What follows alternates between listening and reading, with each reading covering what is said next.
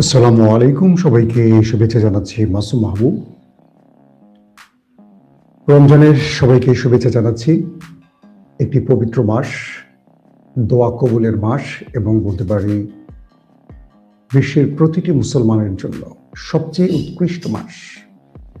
আমরা আমাদের বিগত সময়ের প্রতিটি খারাপ কাজের জন্য ক্ষমা চাইতে পারবো এবং এ মাসে আমরা নিজেরা নিজেদেরকে আত্মশুদ্ধির জন্য বেশি বেশি আল্লাহর দরবারে ইবাদত বন্দেগী করার সুযোগ পাবো। আল্লাহ আমাদের প্রত্যেককে প্রতিটি রোজা সুস্থভাবে রাখার তৌফিক দান করুন। প্রিয় দর্শক, বাংলাদেশের সোশ্যাল মিডিয়াতে এমন একটি ছবি ভাইরাল হচ্ছে যে ছবিটিকে নিয়ে রীতিমতো ঝড় উঠছে। ঝড় ওঠার প্রথম কারণ হলো এমন একজন ব্যক্তির কন্যা তিনি, যাকে নিয়ে ঝড় উঠবে এটি স্বাভাবিক। আমি আপনাদের সামনে এমন কিছু বিষয় তুলবো যে বিষয়গুলো আমি কখনো আসলে তুলতে চাইনি। বাস্তবিক অর্থে আমি আমার নিজ চোখে যেটা দেখেছি সেটাই আপনাদের সাথে শেয়ার করব। সোশ্যাল মিডিয়াতে তারেক রহমান অর্থাৎ বর্তমান প্রধানমন্ত্রী তারেক রহমানের একমাত্র কন্যা জাইমা রহমানকে নিয়ে যে ছবিটি ভাইরাল হচ্ছে, এটা আসলে রিয়েল নাকি ফেক, এই প্রশ্নটা অনেকের। যেভাবে সোশ্যাল মিডিয়াতে ভাইরাল হচ্ছে এবং দায়িত্ব নিয়ে অনেকে এটিকে প্রচার করছেন, আমি আসলে এক বাক্যে অবাক হয়ে গেছি, হতবাক হয়ে গেছি, লজ্জিত হয়েছে। অনেকেই বলছেন যে সে লন্ডনে বড় হয়েছে, একটা স্টাইলে বা লাইফ স্টাইল তৈরি হয়েছে বলে তিনি এরকম ছবি তার থাকতে পারে, এটা স্বাভাবিক, এটা সেটা, এটাকে জায়েজ করতে চাচ্ছেন, এটাকে না জায়েজ করতে চাচ্ছেন, দুটো পক্ষ তৈরি হয়েছে।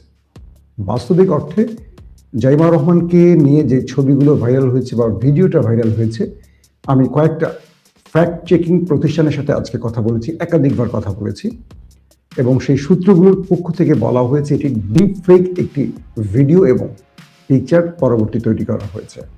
অর্থাৎ আমাদের এডিটিং জগতে আমরা ডিপ ফেক এই বিষয়গুলোকে কম বেশি আপনারা বুঝেন। আমরা জানি যে ইদানিং এআই অসাধারণ একদম রিয়েল ছবি তৈরি করতে পারে। আমি বলছি না এটা এআই, আমি বলছি ডিপ ফেক। বাস্তবিক অর্থে লন্ডনেও জাইমা রহমানের জীবন খুব সাধারণ ছিল এবং এরকম কোনো জীবন মানে এরকম লাইফ স্টাইল তার কখনো ছিল না বলে আমি জানি। আমার ছোট্ট একটা হিস্ট্রি দিয়ে আমি ভিডিওটা শুরু করতে চাই, তাহলে খুব ভালো করে বুঝবেন। কোনো একটা বিশেষ কারণে আমরা কিংস্টনে, তারেক রহমান থাকতেন যে জোনটিতে, সেই কিংস্টনের একটি হোটেল রুমে আমরা বসছিলাম। অর্থাৎ তারেক রহমানের আমন্ত্রণে আমি লন্ডনে যখন যাই, তখন তার মিডিয়া ব্যক্তিত্ব বেশ কজন ছিলেন, আপনারা হয়তো অনেকে চেনেন। আমাদের বর্তমানে আছেন আমেরিকা প্রবাসী ভাই, আমাদের আশিক ভাই ছিলেন, আশিক ইসলাম। আজকে তারেক রহমানের যিনি মিডিয়া অফিসার বা প্রেস সেক্রেটারি সালেহ শিবলি ভাই ছিলেন। যুক্তরাজ্য বিএনপির সেক্রেটারি কয়সার ছিলেন, আজকে তিনি মানে নতুন তিনি এমপি হয়েছেন। ছিলেন বিএনপির মিডিয়া সেলের তাজউদ্দিন এবং আক্তার হোসেন। তো বিষয়টি ছিল তারেক রহমানের সাথে যখন আমরা যে বিষয়টি ডিল করছিলাম, আমি আর তারেক রহমান একটা টেবিলের একদম ঠিক পাশাপাশি, বাকিরা গোল রাউন্ডে ছিল। তিনি একদম আমার পাশে, আমার সিনার সাথে লেগে তিনি বসেছিলেন। আমরা একটা ল্যাপটপে কিছু বিষয় আলাপ করছিলাম বা কিছু ডকুমেন্টেশন নিয়ে আলাপ করছিলাম, সেটা না বলি কি বিষয়টা। তো প্রায় 1.5 ঘন্টার মতো আমাদের আলোচনা চলে। হঠাৎ করে জাইমার ফোন আসে তারেক রহমানের ফোনে। যেহেতু তিনি একদম আমার পাশে, আমি মোবাইল স্ক্রিনে দেখতে পাচ্ছিলাম কে ফোন করেছে। তারেক রহমান সাধারণত যে তিনি লন্ডনে কিন্তু গিয়েছেন অসুস্থ অবস্থায়, মানে তিনি অসুস্থ ছিলেন। আপনারা জানেন যে তাকে বাংলাদেশে হিউজ টর্চার করা হয়েছিল এবং প্রথম কয়েক বছর তিনি শুধু চিকিৎসা নিয়েছেন এবং রাজনৈতিক সকল কাজ থেকে তিনি বিরত ছিলেন এবং কেউ চাইলেও তার সাথে দেখা করতে পারেনি। তো তার গাড়ি চালাতেন তখন আমাদের আজকে তারেক রহমানের, আমরা জানি যে লন্ডনে যিনি পিএস আব্দুর রহমান সানি ভাই, তো সানি ভাই মূলত তারেক রহমানের প্রথম গাড়ি চালাতেন এবং তিনি বিশ্বস্ততার সাথে তার সাথে থাকতে থাকতে আজকে তিনি তার পার্সোনাল সেক্রেটারির পর্যায়ে পৌঁছে গেছে। সবসময় তারেক রহমানের গাড়িটি চালাতো সানি ভাই। কিন্তু যখন জাইমা রহমান তার বাবাকে ফোন করছে মিটিংয়ের মধ্যে, একদম ঠিক আমি তার পাশ থেকে দেখছি তার মোবাইলে, এইভাবে তাকিয়ে দেখছি সামনের ল্যাপটপ আর বাকিরা সামনে রাউন্ড হয়ে বসা, তিনি আমাদেরকে চায়ের বিরতি দিলেন, বললেন তোমরা সবাই চা খাও, আমি তোমাদের থেকে কিছু সময় চেয়ে নিচ্ছি। তিনি আমাদের সেই রুমটি থেকে বেরিয়ে চলে গেলেন। তো সঙ্গে সঙ্গে আশিক ভাই, আমি আর শিবলি ভাই, সালে শিবলি ভাই, আমরা ঠিক 2 মিনিট বা 1 মিনিট পর ভাই পিছিয়ে পিছিয়ে আমরাও বেরিয়ে আসলাম। যেহেতু তিনি চলে গেছেন, আমরা একটু বাইরে হাওয়া খাবো, অর্থাৎ রুম থেকে বাইরে গিয়ে আমরা একটু দাঁড়াবো বা গল্প করবো। সেই জন্য আমরা দেখলাম যে সানিকে রেখে তারেক রহমান নিজে ড্রাইভ করে চলে গেলেন। আমি একটু অবাক হলাম যে তিনি হঠাৎ করে একা চলে গেলেন গাড়ি নিয়ে, সানি ভাই বাইরে দাঁড়িয়ে আছে। তো সানি ভাইয়ের সাথে কিছুক্ষণ কথা বললাম, প্রায় 30 মিনিট পর তারেক রহমান আবার ফিরে আসলেন। আমরা আবার সেই রুমটিতে বসলাম, প্রায় আমাদের আলোচনা চলে সব মিলে 2.5 থেকে 3 ঘন্টার মতো। আমার না কৌতূহল, আমার নর্মালি একটু কৌতূহল বেশি, সবকিছুর মাঝে আমি একটু কৌতূহল খুঁজি বেশি। তা আমি আলোচনার ফাঁকে মানে আজকের প্রধানমন্ত্রী আমাদের তারেক রহমান কিছু বিষয় আমাকে বলছেন, আমি নোট করছি। হঠাৎ করে আমি ভাইকে প্রশ্নই করে বসলাম। স্বাভাবিক এই প্রশ্নগুলো কেউ করে না। আমি বললাম যে আপনি নিজে একা চলে গেলেন গাড়ি নিয়ে, কারণটা কি? তখন তিনি বললেন যে আমার মেয়ে ফোন করেছিল, তাকে ভার্সিটি থেকে বাসায় আনতে হবে। এই কথাটা কেন বললাম আজকে আপনাদের বলি। তারেক রহমান তার মেয়েকে নিজে গাড়িতে করে বহন করে আনতে গেছেন এবং নিজে সেটা বাসায় পৌঁছে দিয়েছেন। তার মেয়ের ব্যাপারে তিনি এতটা কনসার্ন ছিলেন, মানে নিজের মেয়েকে নিয়ে তিনি এতটা সতর্ক ছিলেন। সেই মেয়ে নাইট ক্লাবে গিয়ে নাচছে, এটা আমরা বিশ্বাস করব ইম্পসিবল। এটা সম্পূর্ণ মিথ্যা, রাজনৈতিকভাবে এটি করছে। তো আমি এই ছবিটার ব্যাপারে একটু তদন্ত করতে গিয়ে জানলাম যে এটার ভেতরে আওয়ামী একটা বিশাল সিন্ডিকেট আছে। এই ছবিটা কিন্তু আজকে রিসেন্ট না, ইদানিং হয়তো মার্কেটে এসছে। এই ছবিটা কিন্তু আগেও একবার এসেছিল। তো আমি এটা বোঝার চেষ্টা করলাম যে সর্বাধিক এই ছবিগুলো ছেড়েছে কারা, বা যারা এই সোশ্যাল মিডিয়াতে যারা কাজগুলো করে। আমি এই কয়েকটা টিমের সাথে আছি, সারাদিন কথা বলেছিলাম এটা বোঝার জন্য, যেহেতু আমি ভিডিও করব, সত্য মিথ্যা যাচাই না করে তো করতে পারি না। এরা অধিকাংশ বলছে যে এই ছবিগুলোর গণজাগরণ মঞ্চের একটা টিম আছে, আওয়ামী লীগের একটা প্রোপাগান্ডা সেল আছে যারা বিগত সময় আওয়ামী লীগের হয়ে কাজ করেছে। আপনারা অনেকে চিনেন, এই ব্লগার, এই সেই কিছু, মানে ওটা কি বলে না, যে চটিল লেখকদের টাইপের কিছু ব্যক্তি আছে, এদের ওয়ার্ল্ড থেকে এটা মূলত ভাইরাল শুরু হয়েছে। এই ছবিটি যদি, আমি এটার সাথে জামাত শিবিরকেও দায়ী করব না, কারণ জামাত শিবির যদি এটি করে থাকে তারা নির্বাচনের আগে করবে, কারণ নির্বাচনে বিএনপিকে পরাজিত করার জন্য এই ছবিটি তার আগে ভাইরাল করতে পারতো। কারণ এর আগে জামাতের আমিরকে উলঙ্গ করে বা খালি গায়ে করে বোরকা পরিয়ে তো মহিলার সাথে ছবি দিয়েছে। আমরা দেখেছি যে এরকম নোংরা বিষয়গুলি তারা আনেনি। হঠাৎ করে এগুলো আনার পেছনে কারণটা কি? মূলত আওয়ামী লীগ জামাত এবং বিএনপিকে নিয়ে খেলা শুরু করতে চায়। আওয়ামী লীগ আবার রাজনীতিতে ফিরে আসার জন্য একটা নোংরা ন্যারেটিভ তৈরি করতে চায় এবং এই দুটো পক্ষের মধ্যে একটা ভয়ঙ্কর কি বলবো ক্র্যাশ তৈরি করতে চাইছে। এই ছবিগুলোর প্রথম উৎপত্তি আইডি গুলোকে শনাক্ত করলে বুঝবেন এরা সব আওয়ামী সেই প্রোপাগান্ডা সেলের গ্রুপ, গণজাগরণ মঞ্চের গ্রুপ, সিপি গ্যাং আছে না, কিছু গ্যাং তৈরি করছে, সেই গ্যাংগুলো থেকে এগুলো আসছে মার্কেটে। এখন অনেকে বলবেন ভাই এত নিখুঁত হয় কি করে? পৃথিবীতে এই আমরা যারা মিডিয়ায় কাজ করি, আমরা জানি যে কত নিখুঁত ভাবে কত ফেক জিনিসকে তৈরি করা যায়। যারা আমাকে বিশ্বাস করেন, অ্যাটলিস্ট এটুকু বিশ্বাস করেন, জাইমা রহমানের ব্যক্তিগত জীবন এরকম কখনো ছিল না। সে লন্ডনে বড় হোক আর যেখানেই বড় হোক, তারেক রহমান কিংবা জুবাইদা রহমান তার একমাত্র মেয়েকে যথেষ্ট নজরে রাখতেন, যত্নে রাখতেন এবং আগলে রাখতেন। কারণ এই জিয়া পরিবারের বিরুদ্ধে শুধু আওয়ামী লীগ না, হোল ইন্ডিয়ার এজেন্সিগুলো পর্যন্ত লেগেছিল। সেটা শেখ হাসিনা পরিবার আর তারেক রহমানের পরিবারের মধ্যে পার্থক্য আছে, অনেক পার্থক্য আছে, কেউ মানেন আর না মানেন। তারেক রহমান তার লন্ডন জীবনে একটি স্ক্যান্ডেলে পড়েছে কখনো দেখেছেন? তার হোল লাইফ তিনি একটা পরিচ্ছন্ন জীবনযাপন করেছেন। তার কন্যাকেও তিনি সেইভাবে মানুষ করার চেষ্টা করেছেন, আমি যতটুকু জানি। কারণ আমি তখন 21 টেলিভিশনে একটা নাটক বানিয়েছিলাম। সেই নাটকটা 111 তারেক রহমান পরিবারকে নিয়ে। সেই সময় এই পরিবারটার খুব কাছে আসার সুযোগ হয়েছে, বেগম জিয়ার সাথে আমার গল্প হয়েছে বিষয়গুলো নিয়ে। এবং এই নাটক দেখে ভাবি বা জাইমারাও কেঁদেছিলেন। ওই সময় অনেক তথ্য আমি জেনেছি, আমি সেগুলো আর অনলাইনে লাইভে আনতে না চাই। বাস্তবিক অর্থে এই ফেক ভিডিওটাকে যারা মার্কেটিং করছে নিজের রাজনৈতিক স্বার্থে, আমি মনে করছি আপনারা ভুল করছেন। এই ভুলটি করবেন না। একটা জিনিস মনে রাখবেন, আমি দেখেছি নির্বাচনের আগে আমার বিএনপির অনেক বন্ধুরা ফেক জিনিস মার্কেটে এনেছে, জামাতের আমিরকে নিয়ে, প্রার্থীদেরকে নিয়ে। আমি তখন অনেককে বলেছি এটা করবেন না। এটা করলে যে সমস্যাটা হয় সেটা হলো যে ভবিষ্যতে আপনার দলের নেতাকে নিয়েও মানুষ এরকম মিথ্যাচার করবে, গুজব ছড়াবে। কারো চরিত্রের স্খলন ঘটিয়ে, কারো চরিত্রে এরকম নোংরা জিনিস বানিয়ে প্রচার করার অর্থ হলো আপনি আল্লাহ প্রদত্ত ভাবে আপনি আবার নিজে থ্রেটে পড়ে যাবেন। আপনি অন্যের মিথ্যাচার করলেন, আপনার ঘরে নিজের বোন আছে, মা আছে, বোন আছে, তারাও কিন্তু বিপদে পড়তে পারে।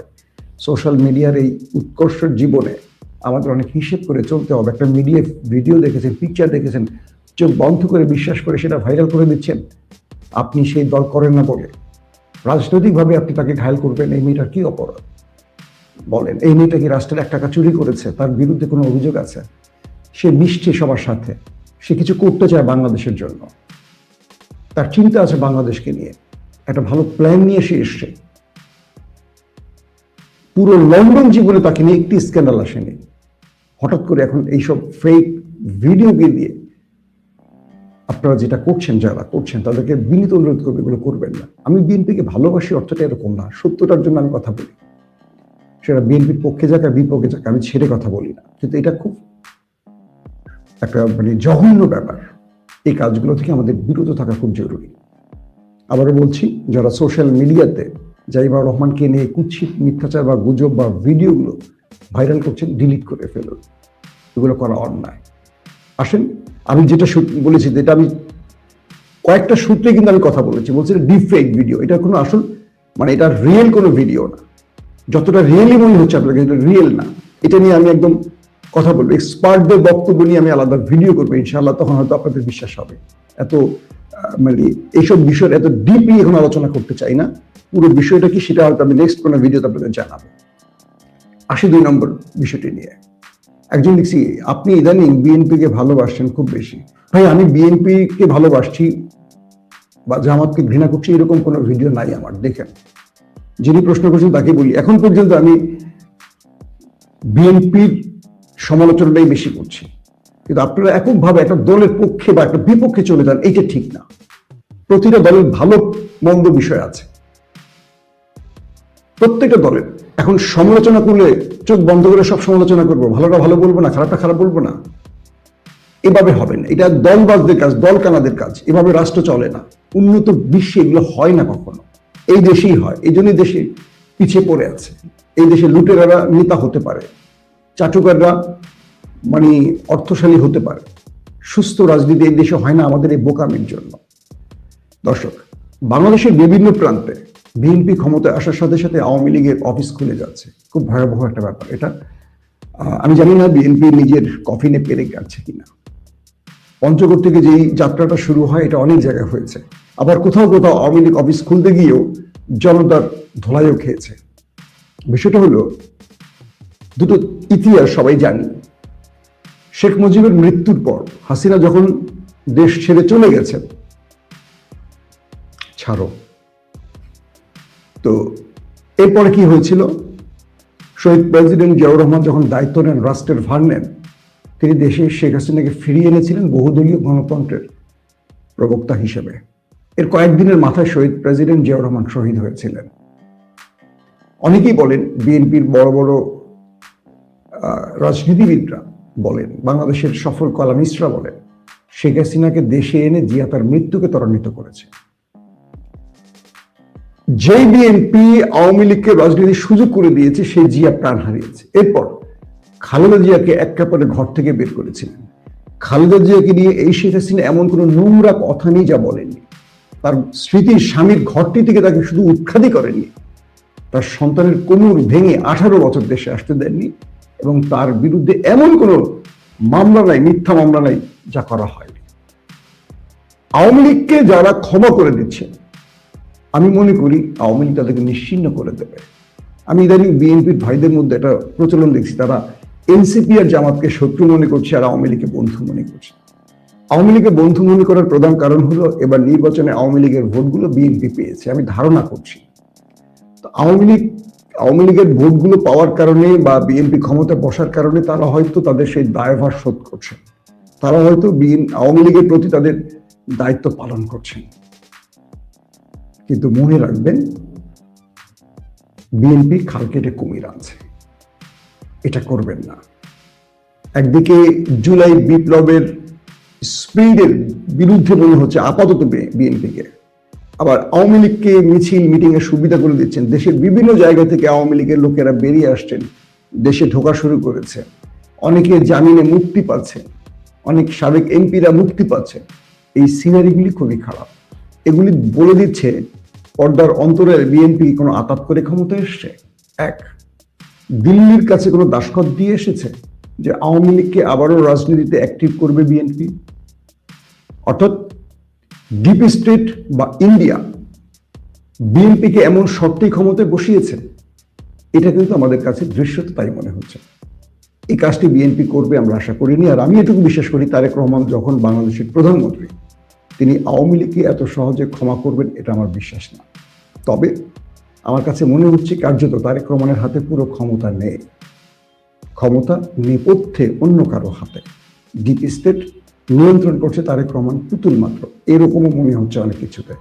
কারণ তারেক রহমানকে যতটুকু চিনি জানি, তিনি আওয়ামী লীগকে ক্ষমা করে দেবেন এমন ব্যক্তি নন।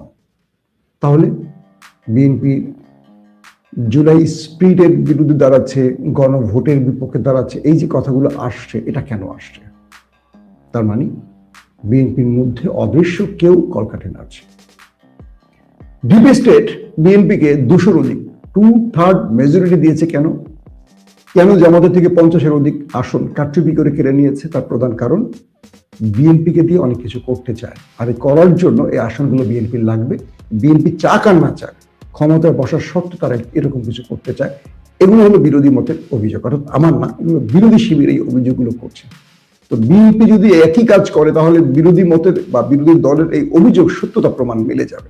সো বিএনপিকে আগামী রাজনীতিকে বাঁচিয়ে রাখতে হলে কয়েকটা বিষয় মাথায় রাখতে হবে। এক, 15.5 বছর বিএনপি জামাতের উপর আওয়ামী লীগ কি নির্যাতন, নিষ্পেষণ, অত্যাচার করেছে, এটা আরেকবার চোখ বন্ধ করে মনে করতে হবে। যদি মনে না করে, এটার মাসুল দেবে। 2, আওয়ামী লীগকে বিনা বিচারে রাজনীতিতে আবারও যদি পথ খুলে দেয়, এই পথটি আওয়ামী লীগের জন্য খোলা মানে বিএনপির জন্য বন্ধ হয়ে যাওয়া। 3, জুলাই স্পিডের বিরুদ্ধে যদি বিএনপি দাঁড়ায়, ঠিক আওয়ামী লীগের মতো বিএনপির পথ একই পথ হয়ে যাবে, অর্থাৎ একই পথ ধরে বিদায় নিতে হবে। রাজনীতিতে আগামী প্রজন্ম কাউকে ছাড় দেবে না। রাজনীতিতে 54 বছরের ধ্যান ধারণার বাইরে কিন্তু চলে আসছে 24-এর বিপ্লব।